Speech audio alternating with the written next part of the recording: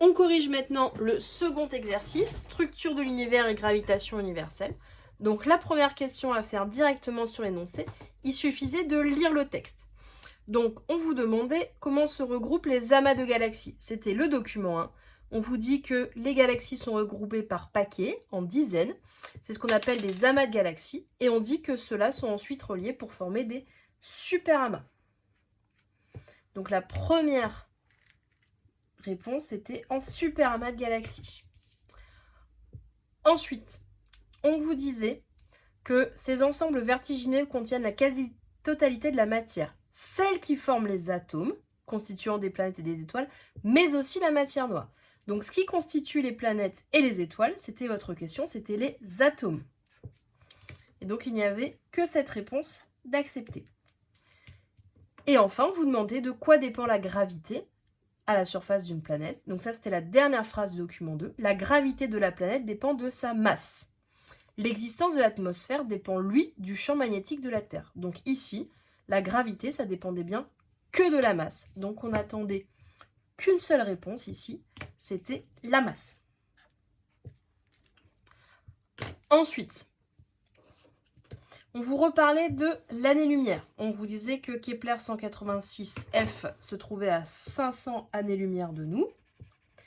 Et on vous demandait de démontrer qu'une année-lumière correspondait à 9,5 fois 10 puissance 12 km. Donc ici, on vous demande de démontrer une distance. Donc si je reprends mon V égale D sur T, mon petit triangle, V égale D divisé par T, D est ici.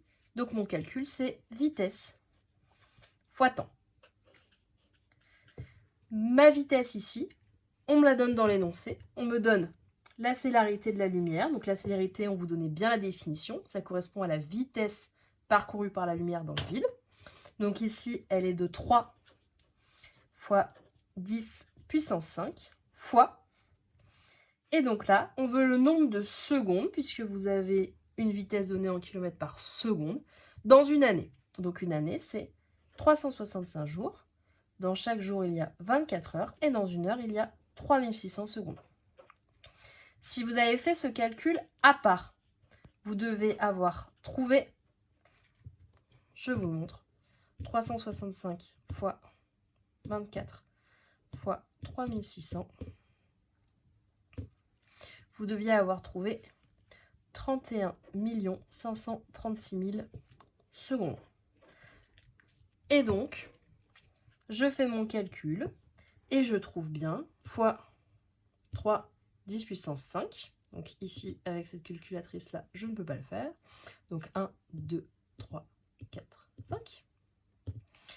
Et donc, je trouvais 9,46. Alors, vous trouviez même 9,4608 fois 10 exposant 12. Donc, 9,4608, c'est bien environ égal à 9,5 fois 10 puissance 12. Et attention à ne pas oublier l'unité kilomètre. Donc ça, on a bien prouvé que c'était égal à une année-lumière. Une fois que j'ai la valeur de l'année-lumière, alors, volontairement, vous n'aviez pas besoin de répondre à cette question-là pour faire la suite, puisque la réponse était donnée ici. Il fallait calculer la distance de Kepler, qui se trouve à 500 années-lumière de nous. Donc, une année-lumière, c'est 9,5 fois 10 puissance 12 km. Ça se trouve à 500 années-lumière. Donc ici, 9,5 fois 500, c'est donc égal à 4750, donc 4,75 fois 10 puissance 15. Et donc ici, je suis bien en kilomètres. On n'oublie pas l'unité. La troisième question, on vous demande de rappeler les caractéristiques de la force exercée par la Terre sur la Lune. Alors, on fait attention. On vous parle bien de la force exercée par la Terre sur la Lune. Donc déjà, on sait que c'est la Lune qui est attirée par la Terre. Donc pour faire ça, le point d'application, ce sera donc le centre de la Lune. La direction ici, je vous rappelle ce que je vous ai dit en cours.